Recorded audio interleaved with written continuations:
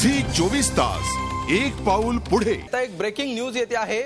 अजमल आमिर कसाब बाबतची ही breaking news आहे। Supreme कोर्टामध्ये उद्या क्रूर कर्मा कसाबचा फैसला होणार आहे। फाशीच्या शिक्षेच्या याचिकेवर उद्या सुनावणी होणार आहे। हायकोर्टाच्या निर्णयाला कसाबनं आव्हान दिलेलं होतं। या खटल्यामध्ये आता उद्या सुप्रीम कोर्ट आपला निर्णय सुनावणार आहे।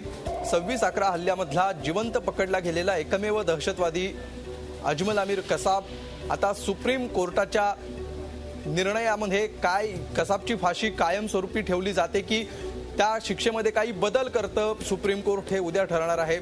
उद्याचा दिवस अत्यंत महत्त्वाचा असणार आहे। याविषयी आपण अधिक माहिती घेऊया। आमच्या प्रतिनिधी रश्मी पुराणिक सध्या आपल्या सोबत आहेत। रश्मी, कसाबच्या शिक्षेवर उद्या फैसला सुनावला जाणार आहे, काय माहिती आहे याविषयी?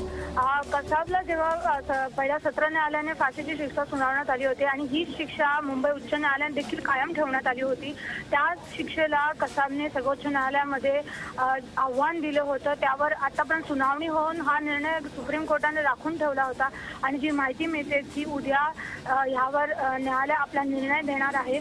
आपल्याला माहिती आहे की 26/11च्या हल्ल्यामध्ये कसाब हा एकच जिवंत आरोपी होता, ज्याला पोलिसांना पकडण्यात यश आलं होतं आणि त्याने पुढे सांगितलं होतं की कशा पद्धतीने घटनाक्रम झाला होता आणि अर्थात मुंबईत या हल्ल्यामध्ये अनेक लोकांचा जीव गेला होता, अनेक पोलीस अधिकारी देखील मारले गेले होते। त्यामुळे उद्या खूप मोठा निर्णय हा अपेक्षित आहे। मुंबईकर किंवा भारतावर एवढा मोठा जो दहशतवादी हल्ला झाला होता त्याचा एकमेव जो जिवंत आरोपी आपल्या ताब्यात होता त्याच्यावर सर्वोच्च न्यायालय उद्या निर्णय देणार आहे आणि सर्वोच्च न्यायालयाचा निर्णय हा मोठा निर्णय असतो। त्यामुळे उद्या नक्कीच एक मोठा दिवस आहे आणि हा निर्णय अपेक्षित आहे।